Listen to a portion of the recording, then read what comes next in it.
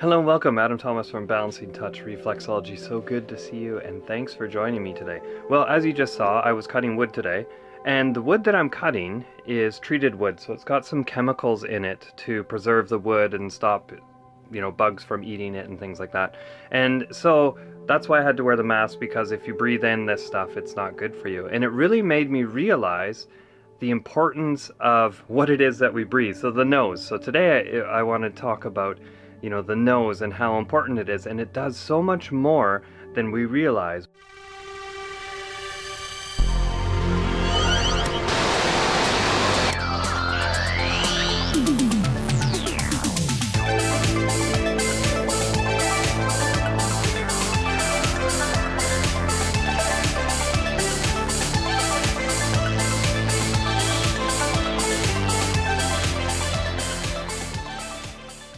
There's three things that our nose does, right? One of them is basically, like we smell good food and it makes us want to eat it.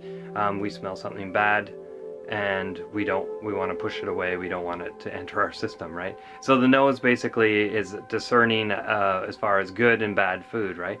And another thing that it also does is it activates the digestive system. So it tells and gets the stomach ready to receive the good food that we're about to consume, right? So it gets the whole system activated and ready. So it's the beginning of digestion, really. When you're breathing, it moistens the air, and it also warms the air as we breathe in and out.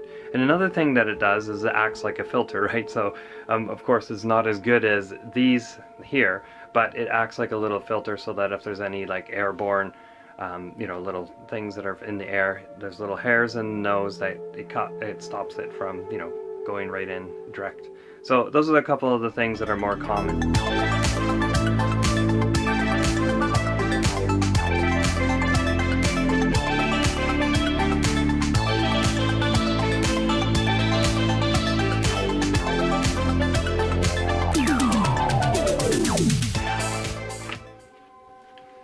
So you can do a little experiment right now to help you understand the nose a little bit. So breathe in and then breathe out again. And as you were doing that, did you notice that one nostril maybe was easier to take in air than the other? And this is really cool because throughout the day you'll notice that the nostrils alternate, right? So the right one will be open for a bit and then the left one will open up, right? And so what this is really cool for, and what I've was taught, was that it has to do with being able to turn you in the middle of the night. So this is really cool. At hospitals and things like that, they have nurses that come in and turn their patients every couple hours so that they don't end up with muscle cramping and tension like that in their bodies. But it's so cool because we have this system built into our noses, right? So one of the greatest, coolest jobs that our nose does is it helps us turn in the middle of the night so that we don't get these muscle cramps and things like that, right? So it's really neat. And you can get a little bit more of an understanding if you do self-induced drinking, and you're out and you party and you drink a little bit way too much and you pass out and you're in one position all night and you wake up the next day along with the hangover, you have terrible muscle pain, right? And another way that's less self-induced, but is you catch a cold and you get sick and your nose is all runny and it's stuffed. And also when you wake up in the morning, your muscles are sore, and part of the reason is that you weren't able, your nose wasn't able to breathe in and out and allow you to flip in the middle of the night, right? So it was a really cool thing that our nose does for us, right? So it helps with that.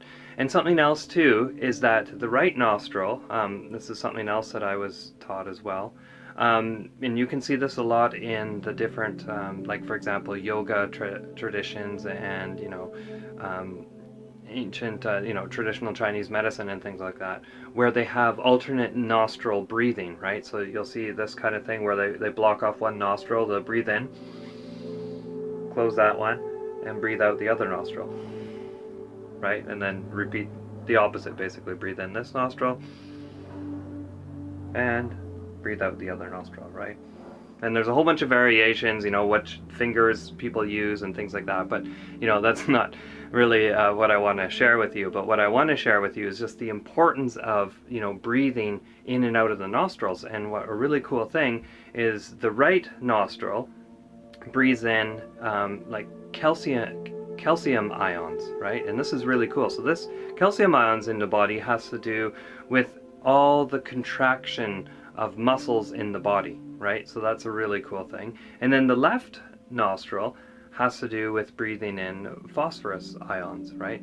And phosphorus in the body has to do with anything that is, you know, it helps with the metabolic process in your life. And basically it's important because it has to do with how the energy is stored and released in the body, right? So this all happens in the nose. It's so cool. So having and breathing through your nose, you know, in and out through your nose is very important, and having an understanding of, you know, the nose does more than just, you know, smell things and, you know, stick out of our face and is there, right? So it's really cool to learn a bit more about this. And really it's also with practice, by breathing purposely and things like that, it can really help with the, you know, bringing back in the parasympathetic system, right? The parasympathetic system is basically like the calm down sort of relaxation response system, right?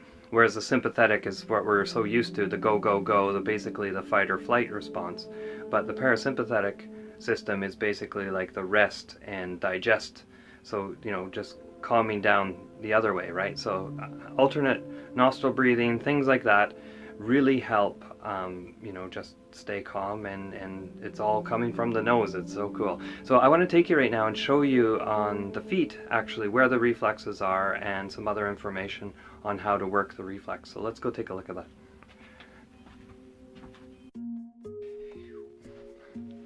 Okay, so where do we find the nose reflex in reflexology? Well, if we look at our face here, here's the nose in the kind of the center of our head here. And if we look directly behind, we have the top of the spine. So if you're familiar with the spine on the foot, then you'll know that it starts at this little bump here, and it goes all along here and ends up down here. And so this little bump here is the nose reflex, and it's also the axis, the top of, you know, basically cervical 1 to cervical 7, right? There's another little bump here. So if we're looking at landmarks here, and cervical 1 is right directly in line with the nose. So when I would get a client, I would always look at the big toe, and if there was a callus here, I would automatically assume that they have neck issues and things like that, you know, structural related issues. But I've been finding that I'll also ask them how their sleep is. The reason being is, I mentioned a little bit earlier that, you know, the nose is related to turning you over in the middle of the night and, you know, that kind of thing. I would also ask too if, you know, how's their muscle tension and things like that, because a lot of the job of the nose is to flip you, as we know now, and also it helps, you know, keep your muscles, you know, contracting and you know, relaxing. So now I've been asking clients about like how's the quality of their sleep and things like that, and so I'll get some answers and they're like, wow, how do you know? And you know, sometimes I'll explain a little bit about the nose and how it works, and clients seem to be fascinated with it, and that's why I wanted to share this with you. But yeah, anyway, so I'm getting a lot of information as far as sleep patterns, because sometimes people say, oh, my neck's fine, you know, there's nothing going on there, but yet there's still a callus or there's redness or some sort of issue that I'm seeing show up at this area, right? And so now I have, you know, basically two ways to ask is, you know, is this structural, spine, or is it have to do with your nose? Is there something going on in this area, right? So it gives me a lot of information. And so if we want to find out and break it down to exactly where it is, let's do that now. So some toes are very straight and you won't get this sort of, you know, you can see on this foot here that it's definitely right there is, you know, the widest part of the big toe, right? And that's where the nose is. It's right across from the knuckle basically, right? And so that's what you're going to look for, is the nail bed here, and you're going to go down to the knuckle, and then right across from there is where the big toe is going to, the widest part is, and that's where the nose is. And it's kind of cool. It's on the medial side, so if you have 2 feet beside each other, you know, like that, you're looking at the medial side, and guess where the nose is? It's right down the center of you, right? So this is basically like half your nose right there.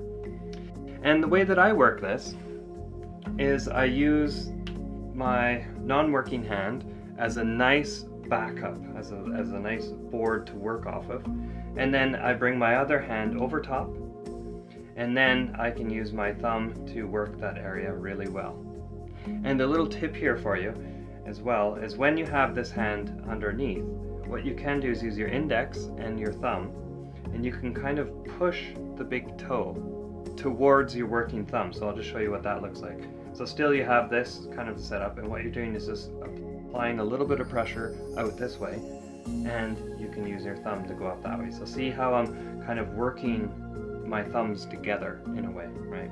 And then that way you can get a bit more deeper pressure without actually having to work any harder than you're already working, right? So nice little way to think about the non-working hand. And I did make a video about the non-working hand, the importance of it, and I think it's almost more important than the actual working thumb. So check that video out if you haven't already. And yeah, so there you go, my 2 bits on the importance of the nose. And it's just amazing, you know, when you just take apart little parts of your body and find out just how integrated it is into our whole body, and how important it is. We just think, oh, it's just for smelling things, and, you know, oh, keep us away from bad food and things like that, more for us. So I hope this video helped you and gave you some ideas and, you know, inspiration, and what else? Some knowledge, maybe, hopefully. Anyway, Adam Thomas from Balancing Touch Reflexology, and I will see you next time. Keep those toes happy. Especially this one, the nose one. Or maybe all the toes. Or just keep the feet happy, because if you have happy feet, there's a real good chance that the rest of you is going to be happy and comfortable as well. So anyway, until next time, Adam Thomas from Balancing Touch. Bye-bye. Let me know what you thought of this video by leaving a comment below. Any type of feedback can be useful. If you like this video, you can give it a thumbs up. And if you found it useful, feel free to share it with anybody who might be interested. Make sure that you have subscribed to this channel if you haven't already. And make sure that you hit, or better yet, step on that bell icon so you know when the next video is coming up. And if you have some more time, why don't you check out some other videos. Till next time, this is Adam Thomas from balancingtouch.ca.